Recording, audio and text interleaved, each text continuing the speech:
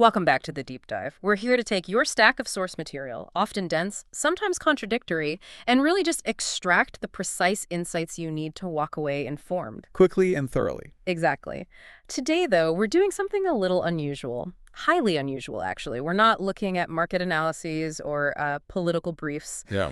We are plunging into the philosophical overlap of two really complex, linked novels, The Inheritance of Unfinished Women and The Unclassifiable. And we also have the author's own metanotes on them. It's a fascinating body of work. Our source material today is essentially one massive thought experiment, all in fictional form. So what's the mission here? The mission is to investigate this fundamental and I think universal conflict between classification, the human need to categorize and define and fix things in place. And becoming. That inevitable, constant, and, chaotic process of change and transformation. And the challenge, and I think what makes these sources so powerful, is that they show us two radically different outcomes for the exact same process. One narrative, which we're going to call Kagan, treats change as this sort of ecstatic, magical liberation. It's an inevitable merging with something greater. And then there's the counter-narrative, Kakamaka, which treats change as a bureaucratic nightmare. It's where transformation is just a new kind of agonizing administrative capture. So our task is to pull out the insights on how our own real-world systems, government bureaucracies, corporate org charts, even academic fields, how they try and usually fail to contain what's infinite. Right. Okay, let's unpack this. I think we have to start with that glorious, optimistic Kagan narrative, the one focused on the idea of the merger. Yeah, let's do it. The central character is Esperanza Samsa, and that name, it's clearly an intentional echo of Kafka's Gregor Samsa, but with a completely different path. A very different path. Yeah. Esperanza, when she turns 37, she starts to notice feathers emerging from her shoulder blades. It's an inherited condition, and she has to go register it at the Bureau of Domestic Transformations. And the setting itself just immediately signals this blend of the absurd and the transcendent. Oh, absolutely. The Bureau is in this building that was, in order, a convent, then a slaughterhouse, and finally a theater for forbidden puppetry. That architectural layering just tells you everything. It does. It tells you the institution is trying to manage the spiritual, the bodily, and the performative all at the same time. It's trying to grapple with the metaphysical using, organizational charts. And the registration itself is just terrifyingly intimate. She has these warnings from her dead grandmother about the paperwork. They'll measure the precise color of the down, the exact angle of growth. And she has to record if the feathers itch, specifically when it rains. It's this perfect, absurd intersection of bureaucracy and this deeply personal, magical change. But the weird details are what keep it from just being straight horror. Yeah, the magical ones. Esperanza sees a mirror in the hallway that shows memories, not her reflection.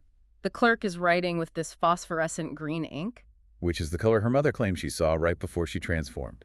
And there's this display case with something they call St. Ursula's fingernails, these relics that are supposed to, quote, prevent unscheduled flight. The system is just completely infected by the magic it's trying to contain. It can't help it. So she finally gets to room 17, and she meets Dr. Barragan, Inspector Third Class. He's this tiny, meticulous man behind a desk built for a giant, just dwarfed by it all. And he explains the whole bureaucratic journey of her file. It goes from the archive of inherited conditions to historical anomalies, then to the archive of forgotten things. And then finally, it's burned in a ritual ceremony that only one person, the archive administrator, ever gets to witness. But what's so crucial about Barragan is that detail the sources give us. He's so clinical about her transformation, but the backs of his own hands are covered in this fine, almost invisible down. Right. Wait. This raises a really important question, doesn't it? Is the suggestion here that the administrators themselves are being unwillingly absorbed, that they're failing to classify themselves? That is exactly the subtle horror buried inside this supposedly liberating story.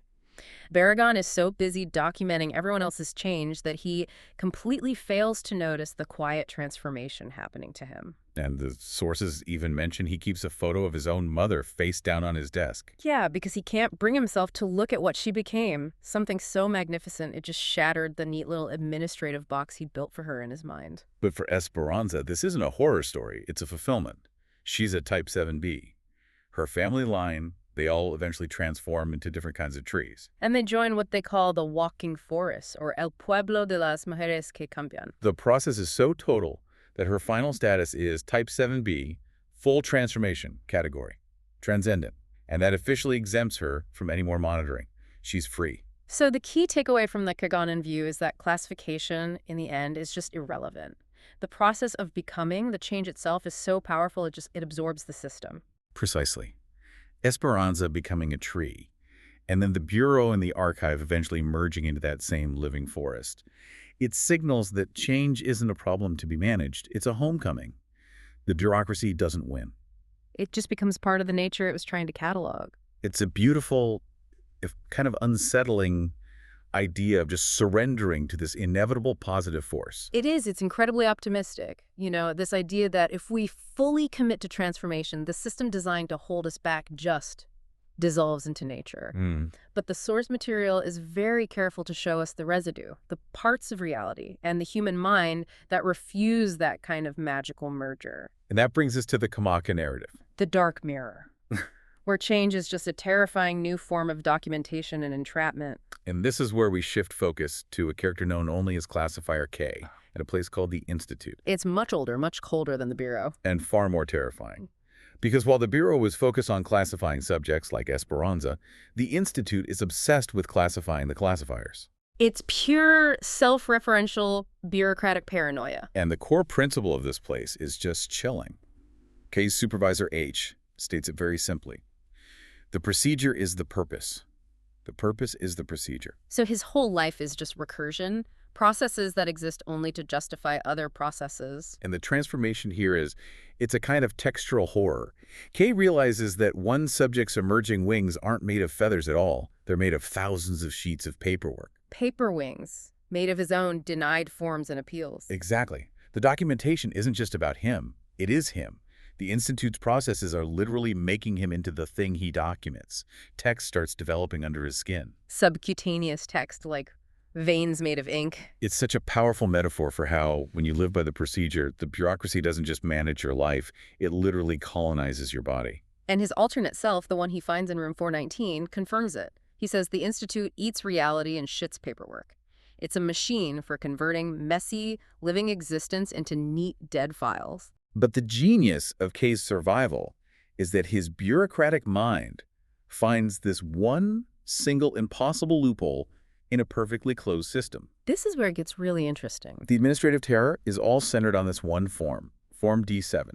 You absolutely need it to appeal a denial of classification, but, and here's the catch-22, you can only get Form D7 if your initial application was approved. So it's a closed loop, designed for infinite failure. This is the real-world insight, right? It's the metaphor for needing experience to get a job, but needing that job to get experience. The system is designed to stop all movement. Exactly. But Kay figures out that you can exploit the loop.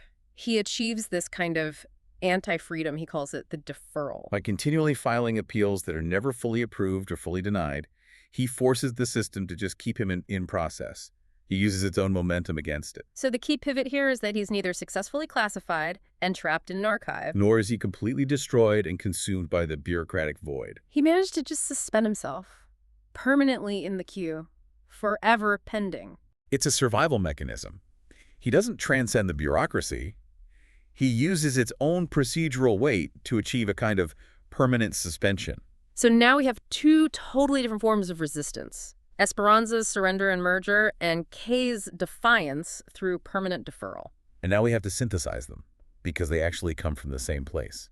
They both exist because of a fundamental structural failure. Right. We have to look at the taxonomy itself. The sources reveal that the whole complex system, types 1 through 12, all the subcategories, it all exists because the system failed to contain the very first transformation. The original type 1. The baker's wife. Her change was so radical, it just broke their initial framework completely. So the system is built on a foundational failure. It's not an objective map of reality at all. No, it's an engine of differentiation. It's constantly spawning new categories because it's inadequate from the very beginning to contain the source material, the core, unclassifiable process of becoming. And this leads Kay to his ultimate aha moment, when he descends to the ground, this watching presence beneath the whole institute. He realizes that all the busy work, the endless forms, the appeals, the waiting, all of it, it's just a massive, elaborate machine for one thing. occupying attention. The documentation is the distraction. The constant need for forms is designed to keep everyone, subjects and classifiers alike, so focused on the internal gears of the machine that they never stop to look down. And see the fundamental reality underneath, the ground, which Kay realizes is the condition for all documentation and all freedom to even exist. Right. The Institute doesn't want you to realize your freedom doesn't require its permission. If you're busy filling out forms, you can't see the whole structure is built on shifting sand. And here's where it gets really interesting. Kay realizes that true freedom isn't found in destroying the paperwork or even escaping it. Those are still reactions that are defined by the system. Freedom is escaping the need to react to the procedure at all. It's the freedom of your own attention. And his final emergence into the outside confirms this. He doesn't find a fixed answer or a final state. He becomes the questioner. He understands the question, what am I becoming, isn't a trap set by the Institute. It's an invitation. The asking itself is the only real answer. And in the outside, the source notes say that classification still exists. There are still patterns and categories. But here, the forms serve becoming. They don't contain it. The categories are fluid, temporary. They reflect a process. They don't define a boundary. The systems follow the change. They don't try to lead it. So the deep tension we're left with is this choice between two paths to truth. Kagan's path of surrender and collective liberation. Or Kamaka's path of individual questioning and escape into the infinite process of becoming. But both agree that the desire for a fixed, final classification, that's the trap. Which means we just have to accept that transformation isn't an ending. As the author notes, completion is just another form of classification, a final restrictive box. The work resists a final answer because life itself does. Which I think raises an important question for you, for the learner who values thoroughness and speed. If classification is containment, what part of your own inevitable evolution, your learning, your expertise, your growth, are you classifying as complete? Just because you've checked the boxes or finished the course or done the paperwork associated with it. What part of your own unfinishable process of becoming are you maybe delaying or even denying by keeping yourself too busy with the procedural paperwork of life? Go forth, not as the answer, but as the questioner, because that process you're chasing might just be the only final form you ever really need.